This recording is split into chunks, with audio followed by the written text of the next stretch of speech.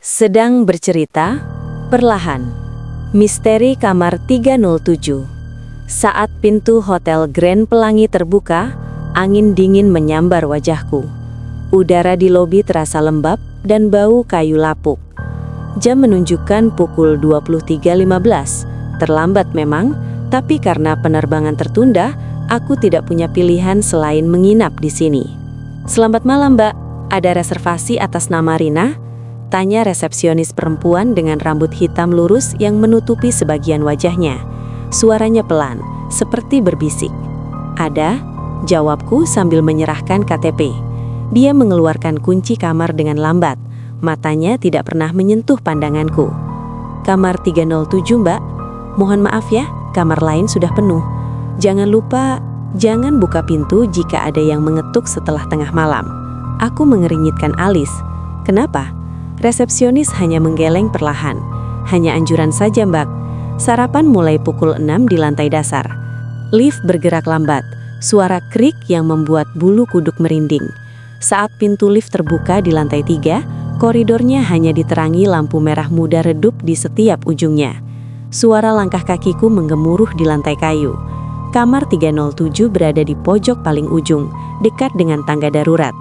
Setelah membuka pintu, aku langsung mematikan lampu kamar dan berbaring di tempat tidur. Badanku sangat lelah, tapi mata tidak bisa tertutup lelap. Sekitar pukul 00.30, aku mendengar suara mengetuk pelan di pintu kamar. Tuk, tuk, tuk. Suaranya teratur. Tidak terlalu keras, tapi cukup jelas untuk membangunkanku. Aku ingat pesan resepsionis dan tetap membeku di tempat tidur. Suara mengetuk berlanjut selama beberapa menit sebelum hilang perlahan. Aku menghela nafas lega. Mungkin hanya pramusaji yang salah kamar saja. Tapi saat aku hendak menutup mata kembali, suara itu muncul lagi. Kali ini bukan dari pintu kamar, melainkan dari dalam lemari kayu yang ada di sudut kamar. Tuk, tuk, tuk. Aku langsung duduk tegak di tempat tidur. Jendela kamar tertutup rapat, tapi angin seolah masuk dari mana saja, membuat tirai bergoyang perlahan. Aku meraih senter di tasku dan menyalakannya. Cahaya putih menyinari kamar yang kosong. Lemari kayu berdiri kokoh di sudut. Pintunya tertutup rapat. Suara mengetuk semakin keras sampai akhirnya pintu lemari terbuka sendiri dengan suara kreak. Di dalamnya tidak ada apa-apa, selain beberapa bantal tua dan spray berwarna putih yang sudah menguning. Tapi saat aku mendekat, aku melihat jejak tangan kecil berwarna hitam di bagian dalam pintu lemari. Seolah seseorang pernah mengetuk dari dalam. Aku cepat-cepat menutup pintu lemari dan bergegas ke pintu kamar. Aku harus keluar dari sini. Tapi saat hendak membuka kunci, aku melihat bayangan seseorang berdiri di balik tirai jendela. Bayangannya sangat tinggi dan tidak punya wajah, hanya bentuk hitam yang datar.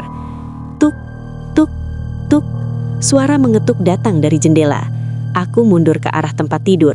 Senterku terus menunjuk ke arah jendela. Tiba-tiba, lampu kamar menyala dengan sendirinya, menerangi seluruh ruangan dengan cahaya terang yang menyilaukan. Ketika pandanganku kembali fokus, aku melihat seorang anak perempuan kecil berdiri di sisi tempat tidur. Dia mengenakan gaun putih kotor, rambutnya kusut dan menutupi wajahnya. Tangannya terentang ke arahku, penuh dengan luka hitam yang mengerikan. "Mbak, tolong, bantu aku." Suaranya seperti suara gesekan kertas kasar. "Apa yang terjadi padamu? Siapa kamu?" tanyaku dengan suara gemetar. Anak itu perlahan mengangkat kepalanya. Wajahnya tidak punya mata, hanya lubang hitam yang dalam. Dia mulai tersenyum, senyum yang menyebarkan luka di pipinya sampai ke telinga. "Kamu harus ikut aku, dia sedang mencari." Sebelum aku bisa bertanya lagi, pintu kamar terbuka dengan kuat. Resepsionis perempuan tadi berdiri di sana. Wajahnya sekarang terlihat jelas, matanya kosong seperti anak kecil itu.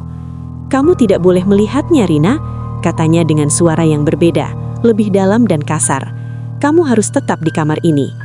Aku berlari ke arah tangga darurat yang ada di ujung koridor. Langkah kakiku cepat, detak jantungku seperti ingin meledak. Di setiap lantai yang aku lewati, aku melihat wajah-wajah kosong yang menatapku dari balik jendela dan balik pintu kamar. Sampai aku sampai di lantai dasar. Lobi sepi dan sunyi. Resepsionis sudah tidak ada di mejanya. Aku berlari ke pintu keluar, tapi pintu itu terkunci rapat. Di dinding sebelahnya, ada sebuah papan nama dengan daftar kamar dan tamu yang menginap. Aku mencari namaku. Tidak ada, tapi di kolom kamar 307 tertulis nama Rina Susanti, tewas 1998. Aku merasa kepalaku berputar-putar. Lalu aku melihat foto kecil di sisi papan nama.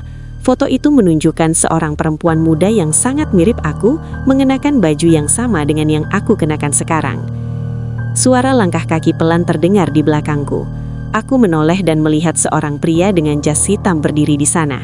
Dia mengenakan kacamata dan wajahnya tampak tenang. "Sudah cukup, Lila. Kau sudah cukup mengganggunya," katanya dengan suara tegas. Seketika saja, seluruh suasana berubah. Lobi yang tadinya suram menjadi terang dan bersih. Resepsionis perempuan tadi berdiri di samping pria itu.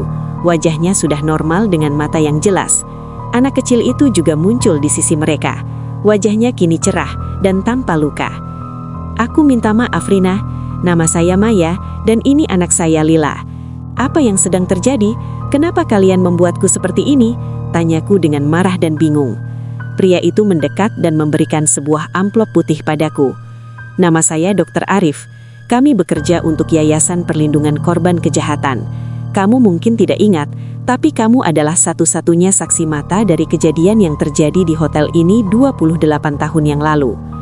Aku membuka amplop dan melihat surat serta beberapa foto lama. Foto itu menunjukkan kamar 307 yang penuh dengan darah, dan di sana ada seorang anak kecil yang terluka parah, yaitu Lila. Di sebelahnya ada seorang perempuan muda yang tidak sadarkan diri. Itu aku saat masih kecil. "Kamu baru berusia 7 tahun saat itu." Seorang pria bernama Johan melakukan pembunuhan terhadap keluarga Lila di kamar 307. "Kamu yang menemukan mereka dan terluka parah saat mencoba membantu Lila. Karena kejadian itu, kamu mengalami gangguan ingatan dan menutup seluruh memori itu dari benakmu," jelas Dr. Arif.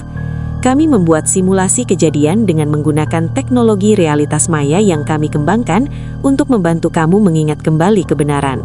Hanya dengan itu, kamu bisa menjadi saksi di pengadilan. Johan baru saja ditemukan setelah menghilang selama puluhan tahun," tambah Maya. Aku merasa kepalaku sakit parah. Memori mulai muncul satu persatu. Suara tangisan Lila, wajah pria kejam itu, darah yang merata di lantai kayu. Aku menangis sambil menatap Lila yang kini berdiri dengan tenang. "Lila, maafkan aku.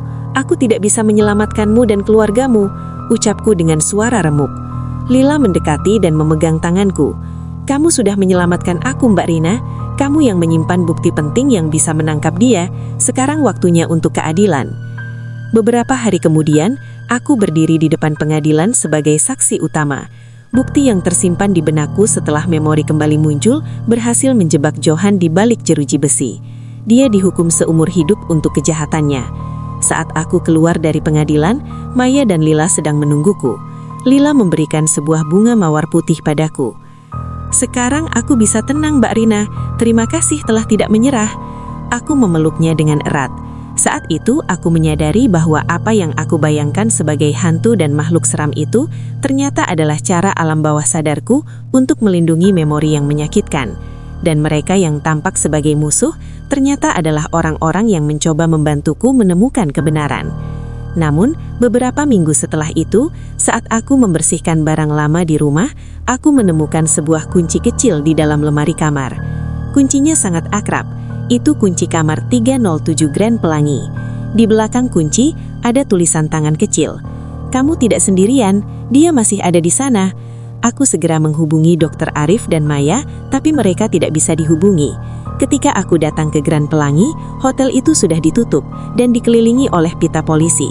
Petugas yang berjaga memberitahu aku bahwa hotel itu sudah kosong selama lebih dari 20 tahun dan tidak pernah ada orang bernama Maya atau Lila yang bekerja atau tinggal di sana. Saat aku kembali ke mobil, aku melihat cermin belakang menunjukkan bayangan 3 orang, aku, Maya, dan Lila, yang sedang tersenyum padaku dengan wajah yang penuh dengan luka hitam. Tuk, tuk, tuk, suara mengetuk terdengar dari bagian dalam mobilku.